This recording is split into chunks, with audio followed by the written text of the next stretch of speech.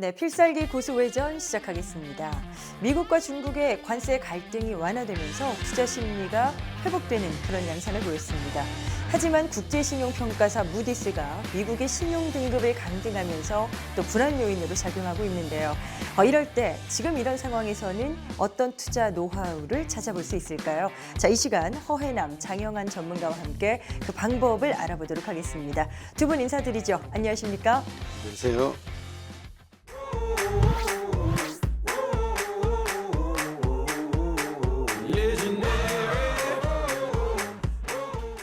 네, 정말 한치 앞을 내다볼 수 없는 시장입니다. 이럴 때일수록 섹터와 종목 선별이 까다롭죠. 오늘도 두 분과 함께 지금 관심 가져볼 만한 유망 섹터와 최선호주를 알아보는 시간으로 준비했습니다. 자, 먼저 허예남 전문가와 함께 할 텐데요. 관심 업종부터 만나보시죠. 자, 친환경 에너지가 나옵니다. 최근에 친환경 에너지, 재생 에너지 이쪽이 또 많은 관심을 받고 있는데요. 최근 미국 공화당의 세제 개편안이 공개됐습니다. 예상보다는 재생 에너지 산업에 덜 부정적이다 이런 평가가 나오는 것 같은데 어떤 상황인 거예요? 네, 우선 이제 우리가 보통 이제 시장에서 이제 그 참가자들이 이제 그 친환경 섹터라고 이제 표현하는 부분은 크게 세 가지 테마라고 이제 보시면 되겠습니다. 태양광 풍력 중심으로 한 이제 신재생 에너지, 그리고 이제 탈탄소, 탄소 중립과 나머지 한 축이 이제 수소입니다. 크게 이 세 테마가 이제 친환경 섹터로 이제 불리면서 최근 좀 지수 변동성 대비 이제 강한 모습을 보이고 있습니다. 말씀하신 대로 이제 좀 상승 모멘텀을 이제 계속 확대시키면서 이제 시장 주도력을 발휘하고 있는데 네. 최근 공화당 지도부가 이제 세제 개편안의 이제 초안을 공개했습니다. 내용을 살펴보면 이제 중국 태양광 업체에는 첨단 제조 세액 공제 대상에서 이제 배제될 전망인데 지금까지 이제 중국산 태양광 부품이 동남아 국가를 좀 우회하면서 이제 미국에 수출되는 그런 모습들이 이제 나오고 있습니다. 이런 부분들에도 이제 그 관세를 이제 부과하겠다는 내용을 담고 있습니다. 이렇게 되면 상대적으로 이제 국내 신재생 중심으로 한 업체들한테는 좀 반사 이익이 기대가 되고 있어서 네. 이런 모멘텀으로 인해서 좀 지수 변동성에도 불구하고 태양광 중심으로 한 하나솔루션이라든가 HD 현대에너지솔루션, 대명에너지 중심으로 강한 흐름을 보여주고 있습니다. 이게 하나하나 좀 보겠는데 먼저 태양광 쪽 이슈가 이재명 대선 후보의 햇빛 연금 정책이라는 게 있습니다. 지금 보니까 친환경 가운데서도 태양광 관련주가 이 이슈를 타고 좀 움직임이 있더라고요. 햇빛 연금이란 게 어떤 내용인 거예요? 네, 앞서 말씀드린 대로 이제 미국 쪽에서 좋은 분위기를 살려가고 있고 역시 또 이제 그 아직까지는 이제 지지율이 최고로 좀 유지하고 있는 이재명 후보의 정책 관련주의 가장 핵심 공약 내용을 이제 담고 있습니다. 햇빛연금은 이제 태양광 발전회사 수익의 30%를 이제 지역 주민들에게 분배하는 기존의 이제 그 전남 신안군의 이제 제도라고 보시면 되겠습니다. 네. 이런 내용을 바탕으로 해서 좀 더 확장시키겠다는 내용인데 특히 이제 11일에는 농가 태양광을 이제 확대해서 햇빛 소득 마을까지 이제 조성하겠다는 이런 또 계획까지 이제 발표를 했습니다. 특히 이제 구매의 유세 현장에서도 이제 태양광 발전소를 몇 개씩 만들면 이제 주민들이 직접 수익을 이제 걷어들이는 햇빛 연금도 할 수 있다면서 이제 공약 실현에 대한 이런 그 취지를 내비친 상태라고 보시면 되겠습니다. 이게 이제 지난 정부에서 좀 다소 그 원전 대비 좀 소외됐던 섹터가 바로 이런 신재생 섹터인데 최근의 분위기는 바로 이제 좀 시장을 이제 주도하는 이제 주인공으로 등장하고 있습니다. 아, 네네. 태양광에 이어서 풍력도 여쭤본다면 최근에 해상 풍력과 관련한 쪽이 또 들썩임이 있더라고요. 이쪽에서는 뭐가 지금 긍정적인 모멘텀인 거예요? 네, 이제 그 태양광 중심으로 한 이제 그 신재생에너지와 또 나머지 한 축이 이제 바로 이제 풍력인데 그 네. 중에서도 이제 해안 풍력이라고 보시면 되겠습니다. 역시 이재명 후보의 이제 정책 모멘텀인데, 네, 네네. 친환경 선박의 내수 시장을 또 키우겠다는 또 공약도 이제 발표를 했습니다. 에너지 고속도로 프로젝트를 이제 조기 추진해서 해상 풍력의 선박의 내수 시장을 좀 활성화시키겠다는 그런 표현을 했습니다. 이렇게 된다면 이제 친환경 연료 추진선과 운반선 그리고 또 화물창들을 좀 국산화를 더 시도를 하고 또 이를 통해서 초격차 원천 기술 개발도 적극 지원하겠다는 내용을 담고 있습니다. 이런 이제 풍력 관련 종목군으로는 이제 CS 윈드와 그리고 또 CS 베어링이 대표적인데 이런 이 종목군들의 이제 흐름을 살펴보면은 2, 3년 동안 이제 하락 추세를 이제 5월에 다시 한번 상승 추세로 전환하는 모습들도 이제 최근에 하나씩 나오고 있습니다. 네. 태양광도 그렇고요. 해상 풍력도 그렇고 결과적으로 조기 대선과 관련된 어떤 정책 모멘텀 분위기가 형성이 된 거네요. 허인남 전문가께서는 이쪽 외에도 태양광이나 풍력 외에도 탈탄소 관련주에도 주목하고 계시는 걸로 알거든요. 네. 이쪽은 어떤 이유에서 지금 가능성이 있다 보세요? 네, 그 서두에 이런 친환경 섹터는 크게 세 테마라고 말씀을 드렸는데요. 태양광 풍력 중심으로 한 신재생에너지, 그리고 또 가장 중요한 또 한 축을 담당하고 있는 게 이제 탄소 중립, 탈탄소 테마라고 보시면 되겠습니다. 네네. 네, 2040년까지요. 석탄 발전을 폐쇄하고 전기차 보급을 확대하겠다는 그런 또 공약도 발표를 했습니다. 그러니까 미세먼지를 결국에는 이제 획기적으로 줄이겠다는 목표인데 기존에는 2050년이 이제 목표였습니다. 예정된 탈석탄 시기를 기존 2050년 대비 이제 10년을 앞당기겠다는 그런 또 발표를 했습니다. 여기에 일본, 중국 등 주변 국가의 미세먼지 저감을 위해서 어떤 협동이라든가 협력하겠다는 이런 계획도 발표를 했습니다. 종목군으로 살펴보면 역시 그 에어레인이 대장주 역할을 하고 있고, 그리고 또 그린케미칼, 에코바이오 등이 이제 탑픽 종목으로 형성을 하고 있습니다. 네, 저희가 뭐 잠시 뒤에도 종목을 좀 더 자세하게 어떤 쪽을 가장 선호하고 계시는지 의견 들어보도록 하겠습니다. 허인남 전문가의 여러 가지 관련주, 시황에 대한 분석, 정보가 필요하신 분들 계실 겁니다. 카카오톡 채널에서 내용 확인이 가능하신데요. 필살기 고수 외전 검색해서 친구 추가하시면 되겠습니다. 자, 저희가 지금 친환경 관련주를 관심 있게 보고 있다라고 말씀 주시는 허예남 전문가의 의견 들어보고 있습니다. 그 가운데 최선호주는 어디인지 탑픽 화면으로 공개합니다. 자, 먼저 살펴볼 기업은 한화솔루션입니다. 태양광 사업의 흑자 전환 이슈가 있죠. 실적 개선에 성공하면서 주가 흐름도 상당히 좋았단 말이죠. 한화솔루션의 1분기 실적이 얼마나 좋았던 거예요? 네, 내용을 하나씩 살펴보면요. 1분기 매출액이 약 4조 원, 그리고 또 영업이익이 303억 원을 이제 기록을 했습니다. 이는 이제 전년 동기 대비 이제 매출은 31.5%가 이제 증가한 내용이라고 보시면 되겠습니다. 특히 이제 영업이익은 이제 지난해 약 2,200억 원 영업 손실에서 이제 흑자 전환까지 이제 이뤄냈습니다. 네. 당초 예상치를 이제 600억 원대 이제 적자를 기록할 것이라고 예상을 했는데 시장의 전망을 완전히 좀 뒤집어 엎었다 보시면 되겠습니다. 이런 내용이 나올 수 있었던 이유는 역시 가장 중요한 부분은 미국 주택용 태양광 시장의 강세가 실적 반전에 좀 도움이 됐다라고 보시면 되겠습니다. 한화솔루션이 지금 말씀하신 것처럼 흑자 전환에 성공한 건 맞는데 재무 상황에 우려되는 부분이 또 있잖아요. 올해 2조 원 규모의 사업 투자를 단행할 것으로 알려지고 있습니다.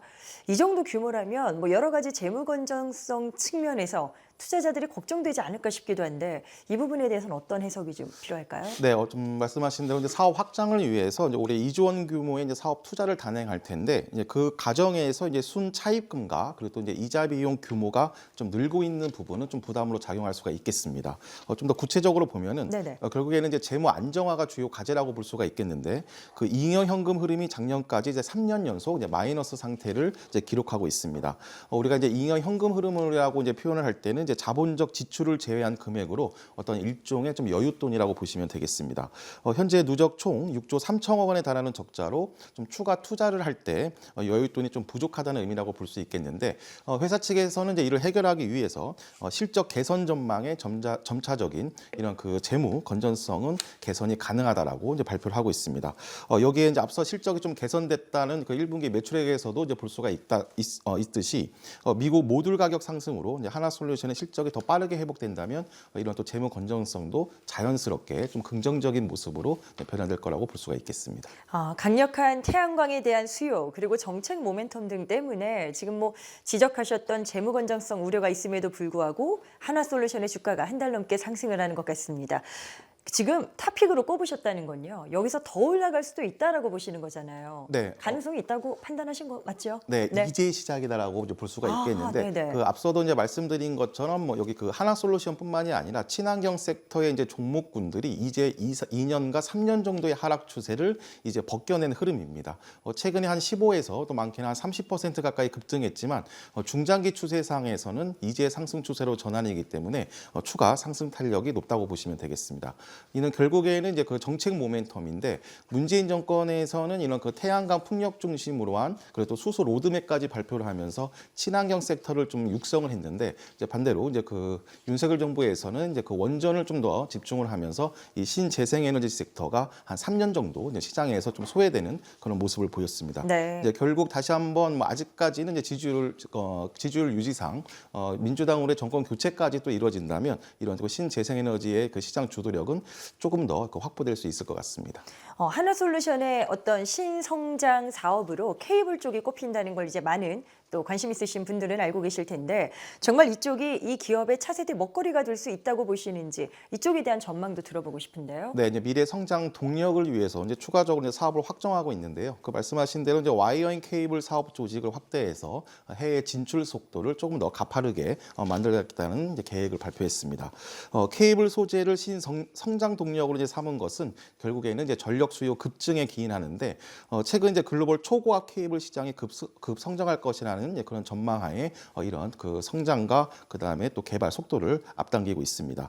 초고압 케이블용 XLPE 시장이 이제 2023년 기준으로는 93만 7천 톤에서 2030년에는 125만 9천 톤까지 이제 그 성장할 거라는 예상이 되고 있습니다.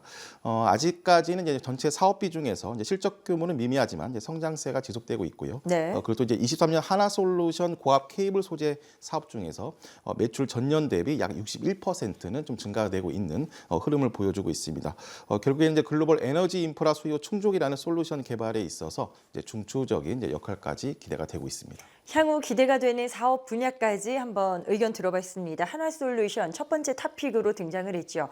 지금 뭐 증권가에서도 기대치가 상당한 것 같습니다. 목표 주가를 5만 원까지 올려잡는 것도 나왔던데 뭐 전략적으로는 어떤 접근이 바람직하다 보세요? 네, 최근 이제 하나솔루션의 이제 추세를 살펴보면 이제 4월부터 5월까지 그 주봉이라든가 월봉 기준으로 해서 전고점이라고 할 수 있는, 그러니까 제가 앞서 말씀드렸던 2, 3년 전의 전고점 라인이 4만 원까지 1차 반등 시세는 이제 주어진 흐름입니다.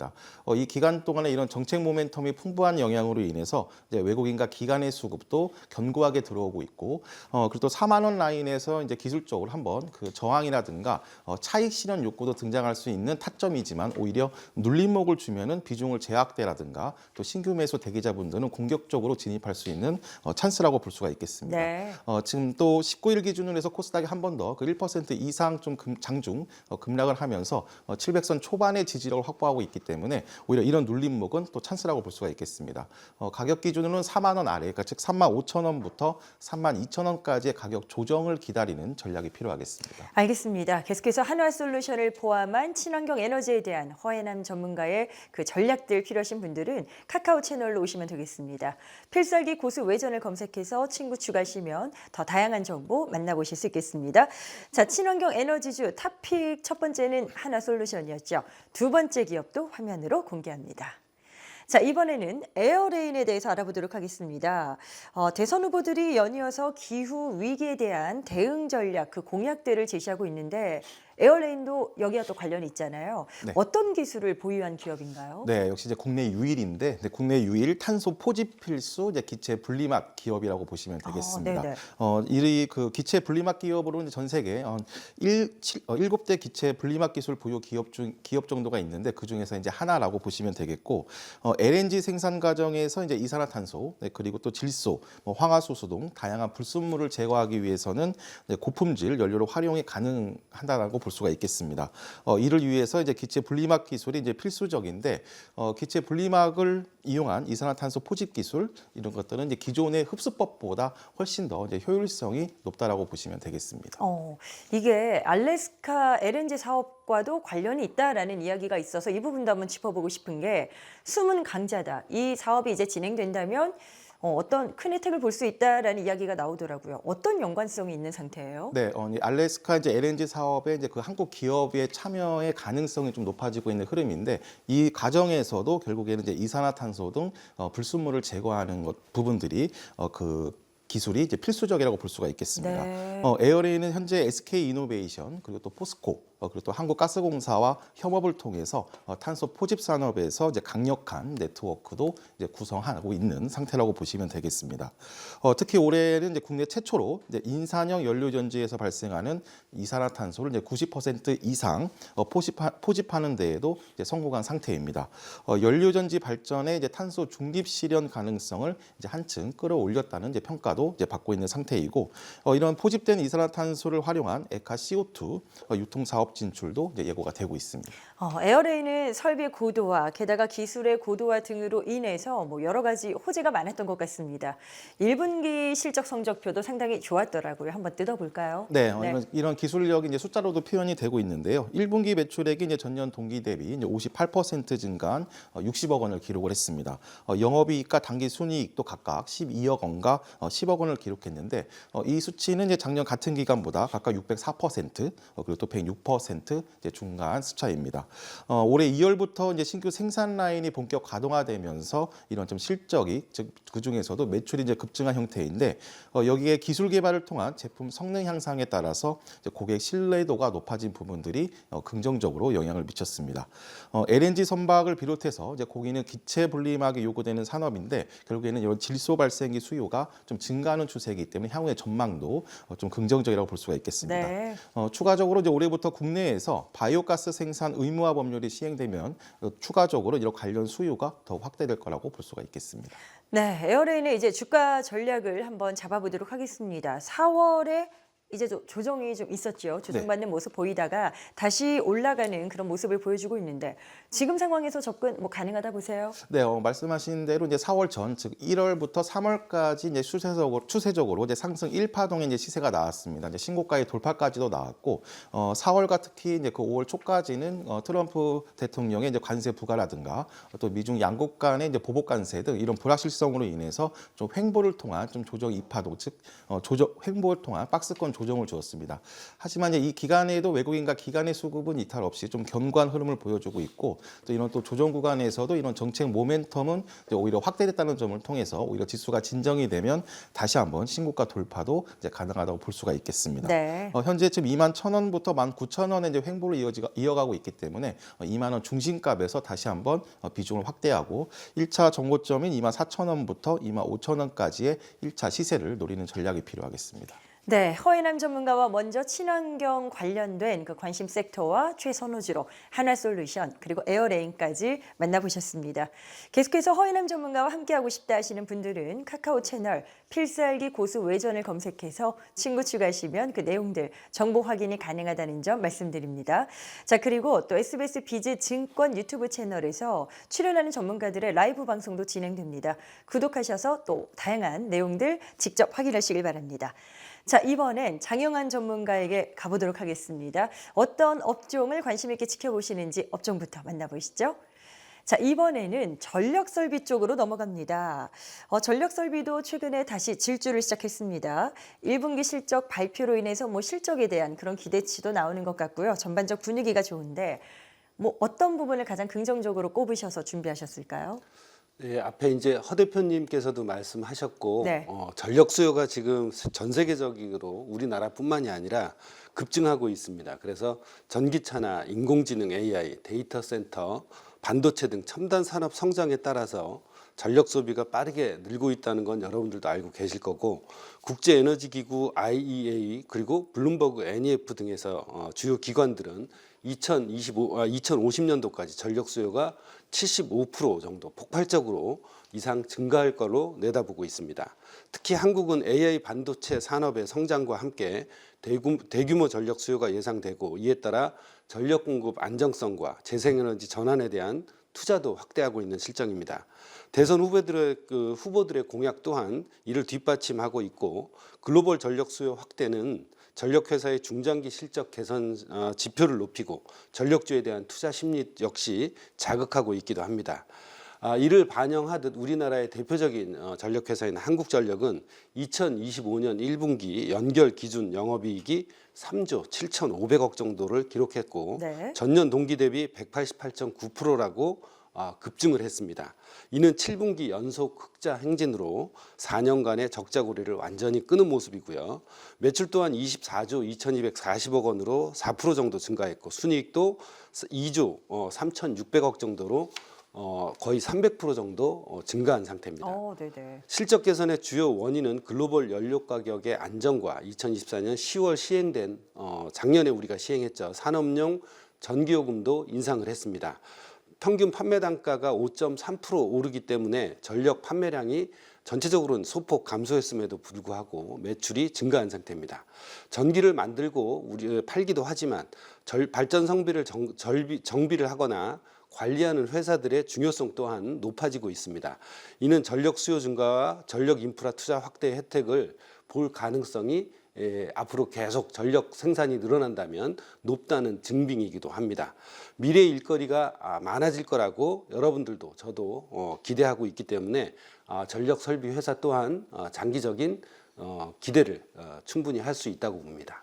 앞서도 말씀해 주셨지만 정말 커다란 어마어마한 양의 전력을 공급되는 걸 필요로 하는 AI 산업의 급성장이 중요한 화두인 것 같습니다. 빅테크들의 그런 투자가 전력 설비 관련주의 주가도 끌어올리는 것 같아요. 네, 당연합니다. 생성형 AI하고 대규모 언어 모델이라고 있습니다. LLM 등 첨단 AI 서비스는 막대한 연산 능력을 요구하고 이를 뒷받침하는 데이터 센터 역시 전력 소모가 폭발적으로 증가하게 됩니다. 그렇기 때문에 데이터 센터 한 개당 거의 소형 도시 한 개 수준의 전력을 필요로 하게 됩니다.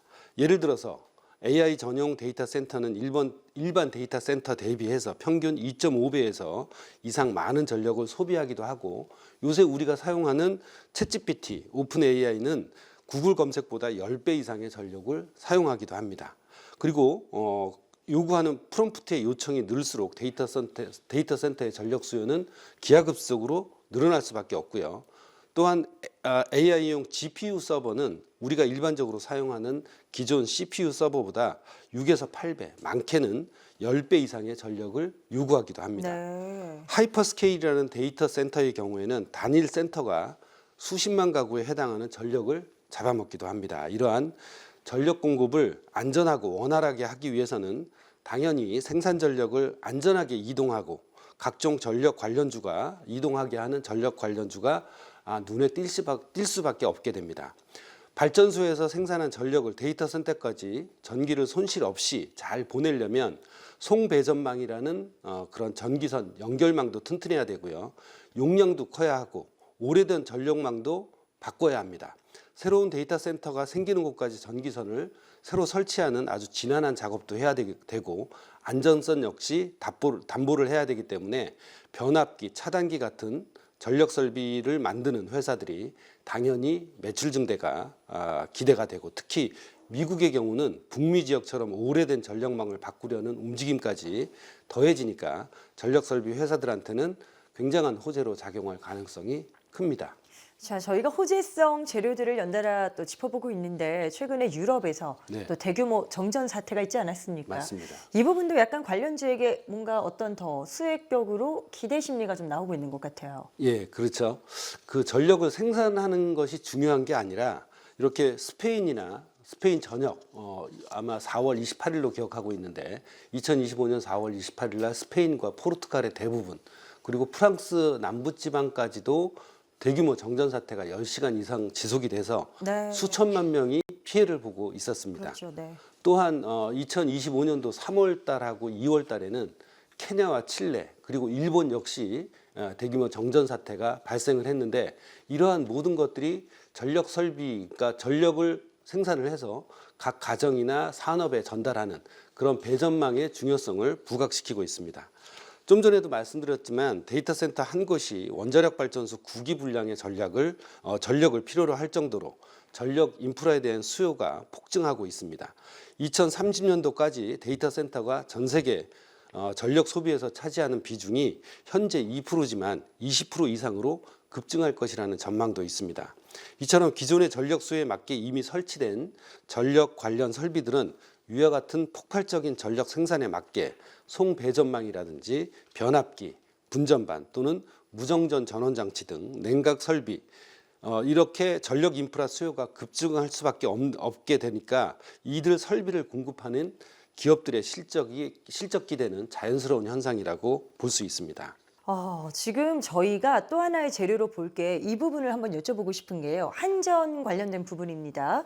올해 안에 장기 배전 계획을 발표할 예정이다. 이렇게 발표를 했는데요. 지금까지는 배전망에 연계된 분산에너지의 약 95%가 거의 호남권에 집중돼 있잖아요. 네. 그런데 이런 계획과 실행을 통해서 이제 영남 쪽으로까지도 전국적인 확산이 될 것으로 예상이 되고 있습니다. 이런 부분들은 전력 설비주에 어떻게 작용을 하게 될까요? 네, 그 전력 설비주가 좀 전에도 말씀드렸지만 이 폭발적으로 이제 재생에너지라든지 뭐 탈탄소 관련된 해상풍력이라든지 뭐 원전이라든지 여러 가지 전력이 이제 발생을 할 텐데 전력 설비주가 한전의 장기 배전 계획 발표와 맞물리면 전국적인 분산에너지 확산에서 수혜를 입을 가능성이 매우 높습니다. 특히 배전망을 증설한다든지 전력 흐름을 제어한다든지 고장에 대한 대응 기술이 있다든지 관련된 설비나 이걸 제조하는 기업이 핵심 수혜주로 떠오를 가능성은 분명히 있습니다. 자, 그러면 여기에서 배전망이 왜 중요한지 보겠습니다. 문제는 원래 우리나라 동네 전기선은 발전소에서 일방적으로 전기를 받아갖고 우리 집으로 나눠주는 역할만 하게 만들어져 왔습니다. 네. 전통적으로. 근데 대규모 발전소에서 그 전기가 오는 것만 생각하고 이제는 우리 집이나 옆집 태양광 발전소에서 만든 전기가 배전망으로 들어오기도 해야 하고 그것도 여기저기서 예측 불가능하게 들쭉날쭉 들어올 수도 있습니다. 이렇게 되면 기존 배전망으로는 이러한 전력 생산과 전달이 감당이 안 됩니다. 갑자기 전기가 너무 많이 들어와서 과부하 걸리거나 전기가 필요한 곳으로 제대로 못 보내주는 문제가 생기게 되면서 스페인이나 포르투갈 같이 대규모 정전이 발생할 수도 있고요. 그래서 이런 그 계획이 굉장히 중요한데 한전이 이번에 발표하려는 장기 배전 계획은 이런 문제들을 해결하려고 앞으로 몇 년 동안 예를 들면 한 2028년도까지 전국적으로 늘어날 분산 에너지를 어떻게 배전망이 잘 받아들여서 관리하고 분산할지 계획하는 어떤 단초라고 생각하실 수 있습니다. 네. 이 계획의 핵심 바로 배전망의 증설과 첨단화인데 전기선을 다 굵고 튼튼한 걸로 바꿔야 안전하겠죠. 그리고 전기가 이제는 발전소에서 그 가정으로만 가는 것이 아니라 중간중간에 들어오고 나가는 인입구, 고속도로의 어떤 진출구, 진입로 같은 것도 굉장히 스마트하게 잘 만들어야 됩니다.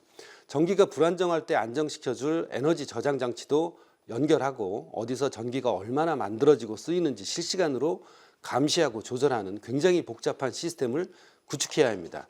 이런 모든 작업에 필요한 게 바로 변압기, 차단기, 개폐기 같은 온갖 전력 설비들입니다.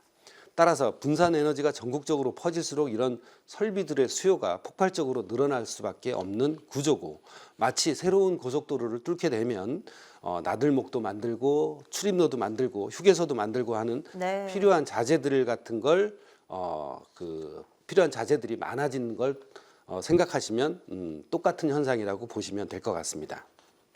자, 계속해서 장영환 전문가의 전력 설비 관련주 전략이 궁금하신 분들 카카오 채널에서 추가적 내용 확인이 가능합니다. 필살기 고수 외전 검색해서 친구 추가하시면 되겠습니다. 자, 전력 설비주를 준비하셨는데요. 거기도 또 연관된 종목이 많다 보니까 네. 어떤 종목을 최선호주로 꼽으셨을지 궁금합니다. 두 개 중 먼저 첫 번째 화면으로 공개하겠습니다. 자, 먼저 살펴볼 기업은 한전 KPS입니다. 한전 KPS가 1분기 실적이 기대보다 안 좋았던 걸로 알고 있거든요. 네, 맞습니다. 그래도 긍정적으로 어떻게 접근 가능하다 보시는 거네요. 네, 조금 전에 말씀드렸던 이런 전력 설비나 수요에 관한 그 폭증이 예상이 되고 어떤 전문가들도 이에 대해서는 충분히 기대할 수 있는 상황인데 이제 그 안을 들여다보자면 한전 KPS의 2025년 1분기 매출액은 2,880억이고 영업이익은 78억 원으로 전년 동기 대비 16% 그리고 좀 전에 말씀하신 것처럼 85%나 감소했습니다. 아, 네네. 이는 시장 예상 매출을 크게 하회한 수치인데 이러한 실적 부진을 좀 더 들여다보면 주된 원인은 올해 예정된 국내 화력이나 원자력의 계획 예방 정비 공사 준공 물량이 1분기 비중이 좀 낮았을 뿐이라고 생각하시면 될 겁니다.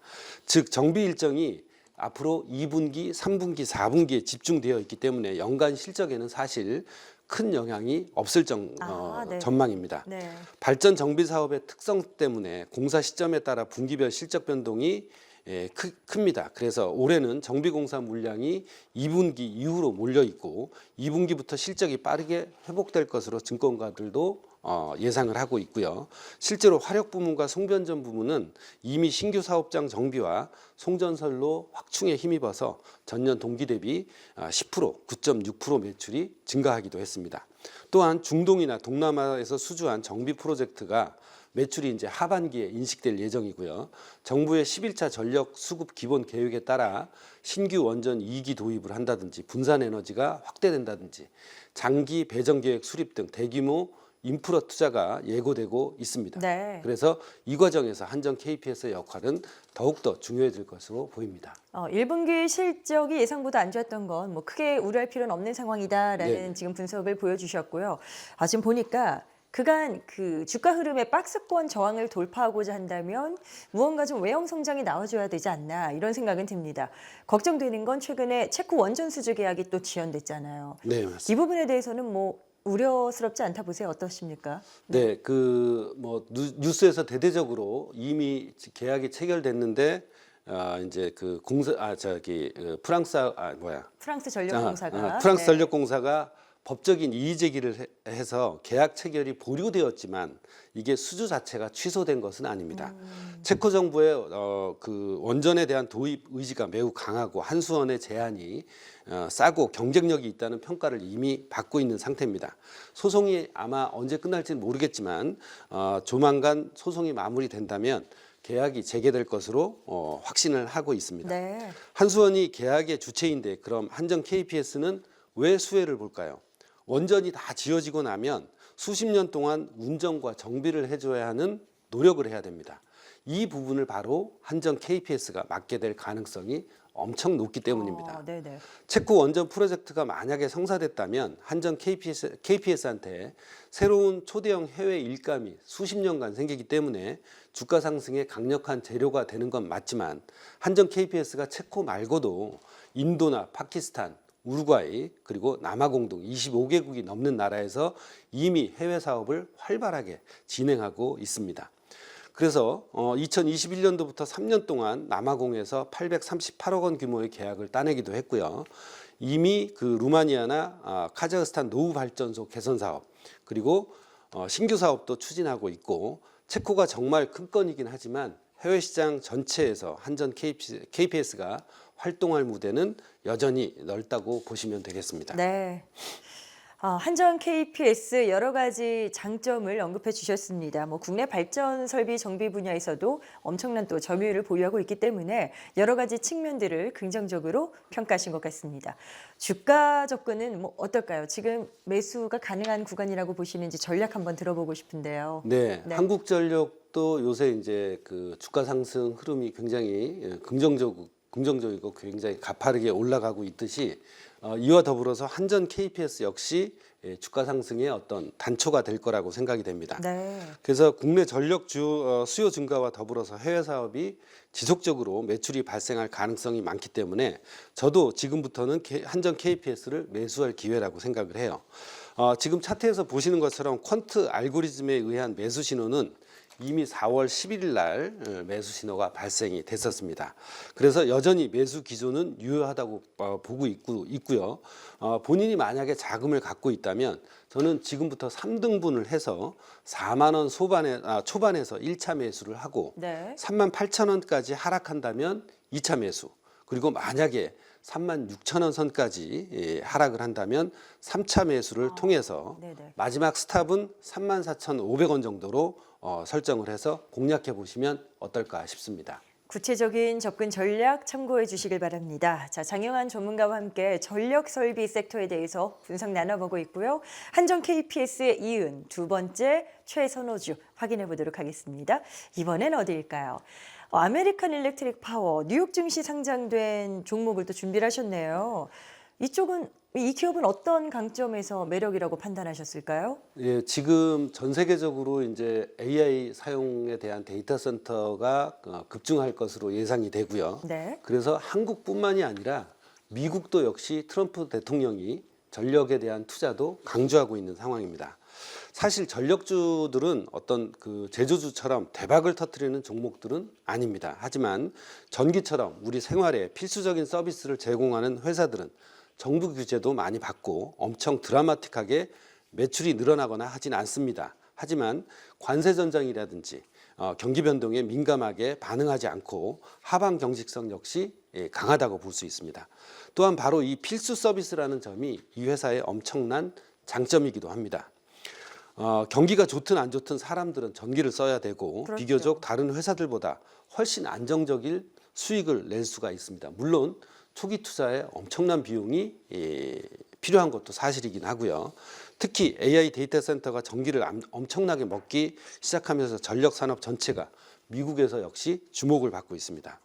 한국 회사처럼 전력수의 확대가 미국의 전력 수요 증가세도 견인을 하기보다는 미국은 자체적으로 전력 회사들이 민영화되어 있는 상황이 많이 있습니다.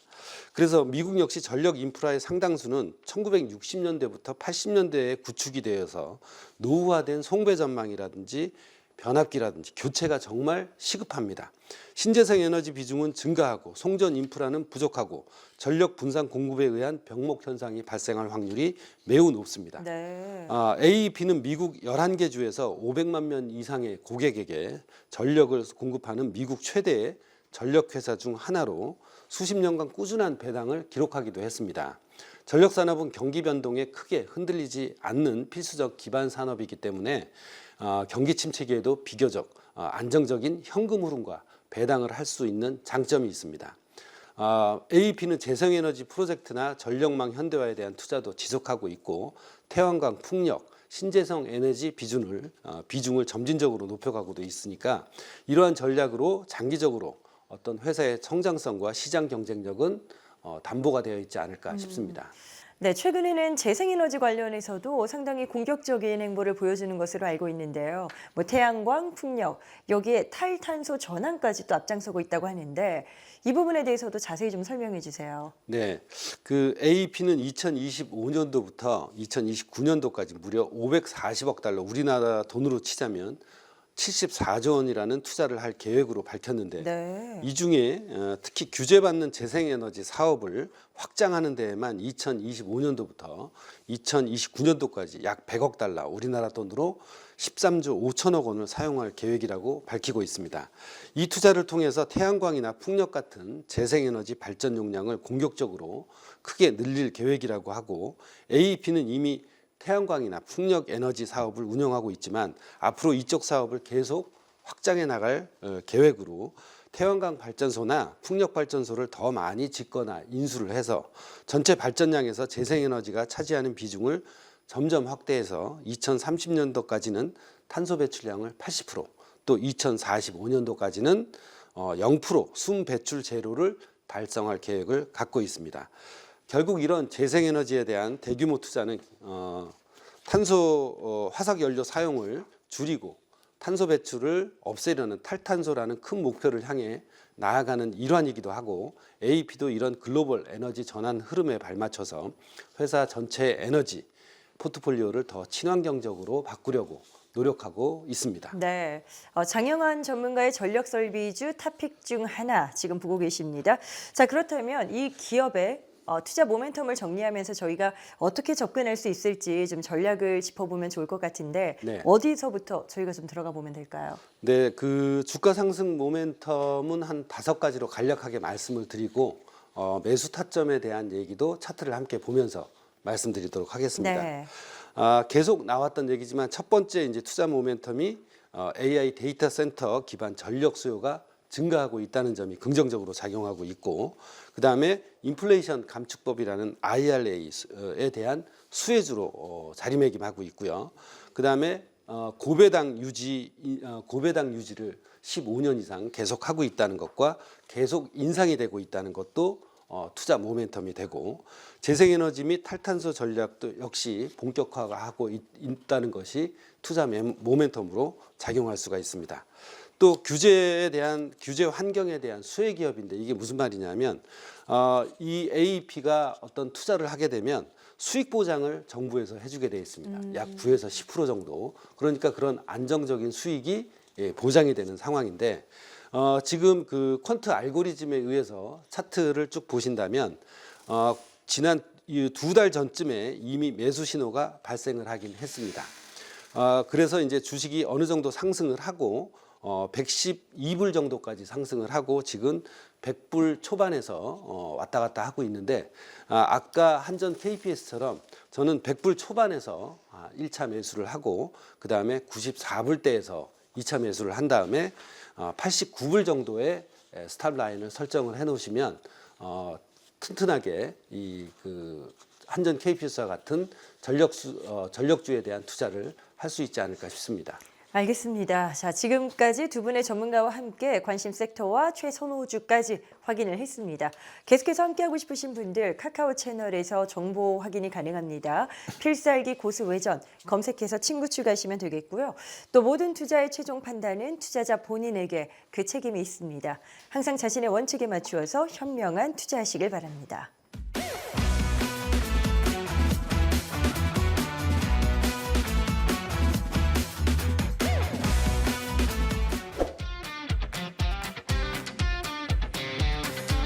네, 이제 두 분의 히든 종목을 살펴보도록 하겠습니다. 말 그대로 히든 종목입니다. 어떤 종목인지는 저희가 카카오 채널에서 종목명을 공개하고 있고요. 어떤 기업인지 힌트를 방송에서 함께 만나보시기 바랍니다. 자, 먼저 허인남 전문가님의 히든 종목부터 들어볼 텐데 어떤 기업일까요? 소개 들어볼까요? 네, 앞서 그 친환경 섹터는 크게 세 섹터라고 말씀을 드렸었습니다. 이제 신재생에너지 그리고 또 탈탄소, 이제 수소라고 말씀을 드렸는데 신재생에너지와 이제 탈탄소와 관계에 대해서는 이제 앞에 그 하나솔루션과 이제 에어레인을 대장주로 이제 언급을 해드렸고 히든 종목은 바로 이제 수소 섹터의 탑픽이라고 보시면 되겠습니다. 네. 역시 이제 정책 관련주로 이제 그 접근하시면 되겠는데요. 최근 이제 이재명 후보가 이제 공약 중에서 이제 수소 경제를 미래 산업으로 육성하겠다고 이제 발표를 했습니다. 특히 이제 수소 환원 제출의 그 환원 제출 기술을 좀 부각을 시켰는데 이런 기술을 이제 고부가 가치 철강 생산을 위한 돌파구로 접근하겠다고 이제 발표를 했습니다. 수소 환원 제철은 이제 철강석에서 산소를 제거할 때 석탄 대신 이제 수소를 환원제로 사용하겠다는 그런 내용을 담고 있습니다. 이렇게 된다면 이제 이산화탄소 대신 부산물로 이제 물만 나오기 때문에 탄소 배출량을 대폭 줄일 수 있는 효과가 있습니다. 그리고 또 전체적으로 이제 글로벌 전체적인 흐름이 미국뿐만이 아니라 이제 유럽연합 중심으로도 이런 탄소 중립, 탈탄소에 집중을 하고 있습니다. 최근 유럽연합의 탄소 국경 조정 제도 등 글로벌 환경 규제에도 이런 대응할 수가 있는 부분들이 이제 긍정적으로 작용 가능하겠습니다. 지금 말씀하신 히든 종목이 대표적인 또 수소연료 전기 전문 기업이다 이렇게 말씀을 주셨는데 수소에너지가 다시 한번 미래의 어떤 그 에너지 산업군으로 각광을 받고 있는 것 같아요. 분위기가 또 바뀌고 있죠. 네, 탄소 중립 지속 가능성 확보를 위해서는 역시 이제 수소 산업이 이제 필수적이고 이제 핵심적이라고 볼 수가 있겠습니다. 저탄소 사회로의 이제 전환에 대한 이제 기후 변화 그리고 또 대응 산업의 수소 에너지가 역시 이제 핵심적인 역할이 기대가 되고 있습니다. 이런 이유들로 인해서 이제 조기 대선 분위기에서도 이런 좀 수소에 대한 이제 긍정적인 시각이 나타내고 있는데 앞서 말씀드린 것처럼 그 수소 환원 제철 기술이 이제 산업 분야에서 이미 등장을 하고 있고 또 전체적으로는 이제 문재인 정권에서 발표했었던 수소 로드맵을 이제 기반으로 해서 이를 계승하면서 이제 구체적인 내용도 점차적으로 나올 거라고 볼 수가 있겠습니다. 그런데 여기서 잠깐 우려되는 부분을 하나 여쭤보고 싶은 게 지금 유동성 어떤 재무적인 부분들이 걱정되는 부분이 있어가지고요. 네. 재무 건전성 악화 이슈가 있습니다. 제가 알기로는 그 히든 기업이 네네. 이 부분에 대해서도 돌파 가능성 또 타개 나갈 수 있다고 보시는 걸까요? 네, 내용부터 살펴보면 말씀하신 대로 이제 전환 사채와 그리고 또 신주 인수권부 사채에 대해서 풋옵션이라고 하죠. 조기 상환 청구권이 이제 발동되면서 이제 유동성 위기가 한번 지금 언급이 되고 있습니다. 회사 측에서는 이런 신사업 이런 부분들을 이제 신사업가 그리고 또 해외 시장 개척을 통해서 이제 돌파구를 마련하겠다 이제 계획을 발표했습니다. 이미 4월에는 이제 국내 연료전지 기업 가운데 최초로 LPG 연료전지를 이제 해외에 수출하는 이제 성과도 이미 나오고 있고요. 또 대만을 이런 부분들은 이제 대만을 거점으로 한 이번 수출이었기 때문에 단순한 샘플 제공이 아니라 후속 사업을 고려한 이제 전략적 수출이라는 이제 평가도 받고 있습니다. 또 앞서 말씀드린 대로 이런 글로벌 친환경 에너지 정책 등으로 신재생에너지의 이제 사업성과 성장성은 시대적 패러다이밍 점을 고려했을 때 때 좀 급성장도 이제 기대를 할 수가 있겠습니다. 네, 신사업과 해외 시장 개척 이슈 이 부분에 대한 어느 정도 퍼포먼스를 보여줄지 또 기대가 됩니다. 허인남 전문가님의 히든 종목 지금 공략은 어떤 패턴으로 가는 게 맞다 보시는지요? 네, 역시 이제 친환경 에너지 관련 종목군들의 그 차트의 흐름, 즉 기술적인 분석 관점에서 이제 그 추세가 모두 똑같습니다. 바로 이제 2, 3년 정도의 긴 하락을 이제 마무리 짓고 상승 추세로 이제 진입을 위한 이제 매물 소화 과정에 있다 보시면 되겠는데, 이 히든 종목도 최근 이제 10,000원부터 12,000원의 박스권을 형성하면서 좀 수렴을 통한 물량 소화를 하고 있습니다. 이 구간에서 이제 거래량이 다시 한번 증가하고 있다는 점, 그리고 또 시장에서 정책 관련주로 엮이면서 다시 한번 좀 주목도가 커지고 있는 부분들이 이제 긍정적으로 할 수가 있겠습니다. 따라서 이렇게 박스권을 형성하는 구간에서는 이제 하단 매수와 상단 매도를 통한 좀 반복 매매를 계속 좀 지속을 시키고, 그리고 또 본격적으로 이제 상승 추세가 진입을 할 때는 역시 또 추세로 끌고 가는 전략이 필요하겠습니다. 가격 기준으로는 이제 박스권 하단이라고 할 수 있는 이제 10,000원 초반의 비중을 확대하는 전략이 필요하겠고, 또 1차 전고점에서 한번 저항은 형성될 거라는 걸 고려했을 때 1차 15,000원부터 16,000원에서는 이제 비중을 덜어내는 축소하는 전략이 필요하겠습니다. 네, 허인남 전문가의 히든 종목 그 관심주는 저희가 카카오 채널에서 공개하고 있습니다. 궁금하신 분들 필살기 고수 외전 검색해서 친구 추가하시면 되겠습니다. 자, 이어서 장영환 전문가의 히든주도 궁금한데요. 어떤 기업인지 간단하게 힌트부터 주시죠.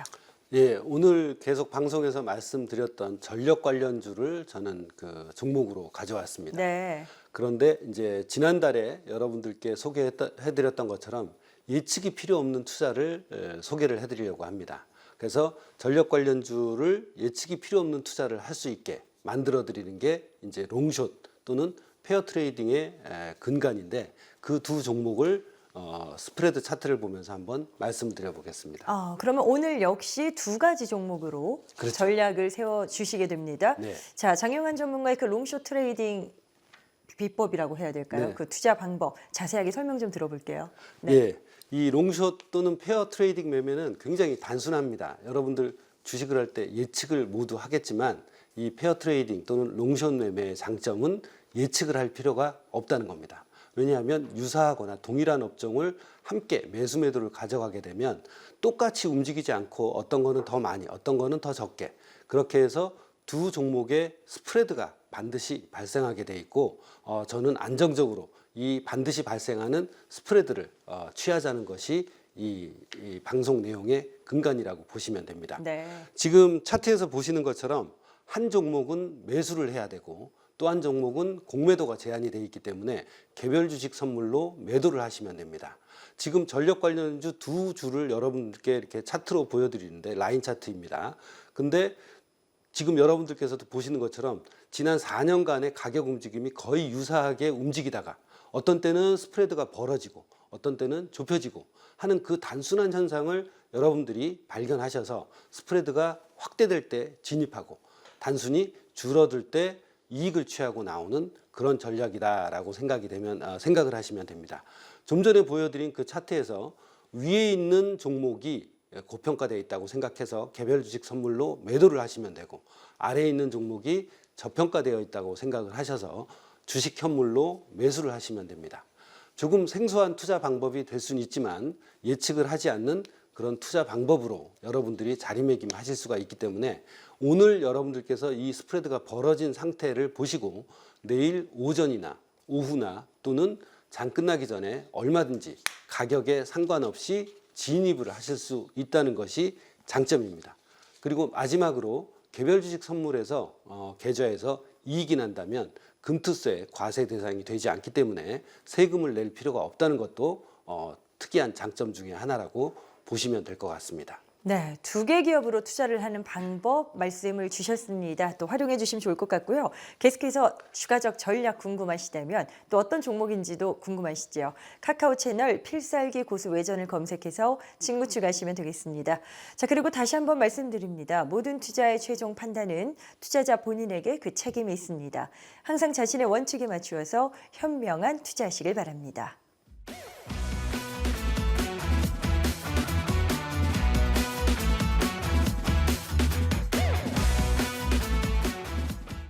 네, 저희가 준비한 내용은 여기까지입니다. 더 많은 전문가들의 자세한 전략이 궁금하시다면 필살기 고수외전 카카오 채널을 검색해서 친구 추가해 주시면 되겠습니다. 자, 그리고 이 방송이 끝나면 SBS 기지증권 유튜브 채널에서 허인남 전문가의 라이브 방송이 진행됩니다. 구독하시고 참여하셔서 많은 정보 만나보시기 바랍니다. 자, 저희는 다음 시간에 더 알찬 내용으로 돌아오겠습니다. 시청해 주셔서 고맙습니다.